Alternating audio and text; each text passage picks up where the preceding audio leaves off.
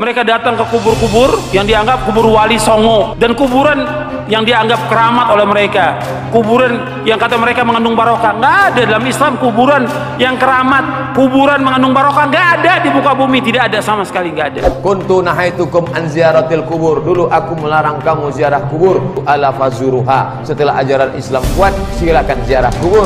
Seandainya mereka orang soleh, betul orang soleh, nggak bisa mereka mengabulkan doa. Mereka mendengar pun nggak bisa. Guna ziarah kubur 3, tazkiratan lil maut, ingat mati. Tudmi'ul ain, meneteskan air mata. Turikul qulub, melembutkan hati. Lagi-lagi Yazid bin Abdul Qadir Jawas membuat pernyataan yang sangat kontroversial, yaitu kebiasaan atau rutinitas umat Islam ziarah kubur baik kepada keluarganya atau makbarah para waliullah atau orang soleh malah dianggap syirik. Hal ini mendapat tanggapan tegas dari Ustadz Abdus Somad dan Habib Novel Al-Idrus dengan dalil yang jelas dari hadis Nabi Muhammad SAW. Landasan yang dikeluarkan keduanya merupakan tamparan keras dan membungkam pernyataan dari Yazid bin Abdul Qadir Jawas tersebut. Lantas bagaimana tanggapan Uwas dan Habib Novel terhadap pernyataan keras dari Yazid Jawas? Simak saja ulasan berikut ini. Kebodohan yang paling bodoh dan kesesatan yang paling sesat orang-orang yang datang berbondong-bondong ke kubur para wali. Kalau kamu menghina orang yang amalannya ziarah dan ziarah dan ziarah, berarti kamu mencela ajaran Nabi Muhammad. Menjelang bulan Ramadan, biasanya ada tradisi yang dilakukan umat Islam, yaitu melakukan ziarah kubur. Tampaknya telah menjadi tradisi ini sudah berlangsung lama. Lantas, bagaimana hukumnya berziarah kubur menjelang Ramadan atau bulan puasa? Menurut Ustadz Abdus Somad, Nabi Muhammad SAW pernah melarang umatnya berziarah kubur. Namun sekarang sudah dibolehkan. Terkait waktunya, kita bisa kapan saja, tak harus menjelang bulan puasa. Kapan saja boleh, mau menjelang puasa, sedang bulan puasa, atau setelah bulan puasa, bebas saja. Lalu mengapa orang-orang kita sering berziarah kubur menjelang bulan puasa? Mungkin saja karena dia baru bisa libur pas mau bulan puasa atau saat sedang bulan puasa. Bisa juga karena hatinya sedang lapang, ingin mengingat Allah, maka pergilah dia ke kubur. Mau mengingat mati, jelasnya.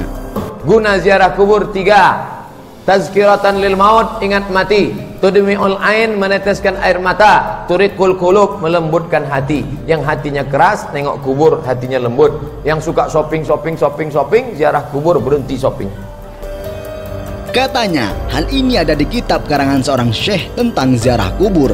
Lalu ada lagi pernyataan, apakah berziarah kubur menjelang bulan puasa pernah dilakukan Nabi Muhammad SAW? Jawabnya, tidak semua perbuatan yang tidak dilakukan Nabi Muhammad SAW lantas tak bisa pula kita lakukan. Pendapat Uwas tersebut bersinyalir dengan pendapat yang dikeluarkan oleh Habib Novel Al-Idrus ketika ceramah di hadapan ratusan jamaahnya. Namun, pentolan Wahabi Yazid bin Abdul Qadir Jawas berpendapat bahwa ada ziarah kubur yang harus dihindari. Dia menyebutkan ziarah kubur yang harus dihindari adalah ziarah kubur yang syirik, yaitu ziarah yang bertentangan dengan tauhid. Misalnya, mempersembahkan suatu macam ibadah kepada ahli kubur, seperti berdoa kepadanya sebagaimana layaknya kepada Allah, meminta bantuan dan pertolongan, bertawaf di sekelilingnya, menyembelih kurban dan bernadar untuknya, dan lain sebagainya. Dia mengatakan seorang mukmin tidak boleh memalingkan ibadah kepada selain Allah Subhanahu wa Ta'ala. Perbuatan ini adalah syirkun akbar dan mengeluarkan seseorang dari Islam bila sudah terpenuhi syaratnya dan tidak ada penghalangnya. Seluruh ibadat dan harus dilakukan hanya kepada Allah Subhanahu wa Ta'ala saja. Dengan ikhlas, tidak boleh menjadikan kubur sebagai perantara menuju Allah Subhanahu wa Ta'ala, karena ini adalah perbuatan orang kafir jahiliyah. Di muka bumi tidak ada satupun kuburan yang mengandung berkah, sehingga sia-sia orang yang sengaja ziarah menuju ke sana untuk mencari berkah. Dalam Islam tidak dibenarkan sengaja mengadakan safar atau perjalanan ziarah dengan tujuan ibadah ke kuburan tertentu seperti kuburan ulama, tentu dengan niat tujuan mencari karamat dan berkah serta mengadakan ibadah di sana. Hal ini tidak boleh dan tidak dibenarkan dalam Islam karena perbuatan ini adalah bid'ah menurut sarana yang menjurus kepada kemusyrikan. Paparnya, kuburan yang kata mereka mengandung barokah, nggak ada dalam Islam. Kuburan yang keramat, kuburan mengandung barokah, nggak ada di muka bumi, tidak ada sama sekali, nggak ada. Tidak ada seorang sahabat pun radhiyallahu anhum ajmain yang datang ke kuburan Nabi untuk minta sesuatu, tidak ada sama sekali. Ini sesat dan menyesatkan kaum muslimin. Ziarah makam Rasulullah ada nggak? Ya. Siapa dia? Abdullah bin Umar bin Khattab. Setiap kali dia pulang, dia tidak ke rumah. Setiap kali dia pulang dari dagang bisnis, dia tidak pulang ke rumah, tapi dia tegak di depan makam Nabi. Assalamualaikum ya Rasulullah, Assalamualaikum ya Habiballah, Assalamualaikum ya Abu Bakrin Siddiq, Assalamualaikum ya Abatah. Baca biografi Abdullah bin Umar bin Khattab. Tanpa basa-basi, Uwas menjelaskan bahwa salah satu hikmah dari kesunahan ziarah kubur ini adalah mengingatkan kita pada keadaan orang-orang yang telah meninggal. Dengan mengingat kematian, seseorang menjadi lebih waspada dalam menjalankan hidupnya dan tidak mudah terbelenggu dalam gaya kehidupan yang tidak baik.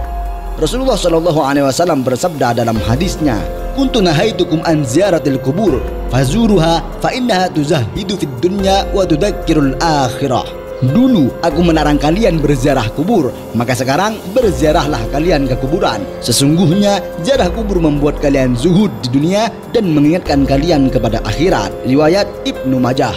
Kuntu nahaitukum an ziyaratil kubur. Dulu aku melarang kamu ziarah kubur, karena dulu orang ziarah kubur minta-minta sama yang dikubur. Maka setelah itu ala fazuruha, setelah ajaran Islam kuat, silakan ziarah kubur. Semoga penjelasan ini menjadi wawasan dan pengetahuan baru bagi kalian semua dan dapat bermanfaat tentunya. Amin.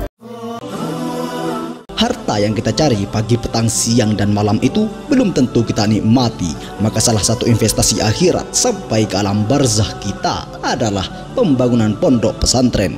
Di antaranya yang terpercaya, pembangunan pondok pesantren Gunung Pandak Malang.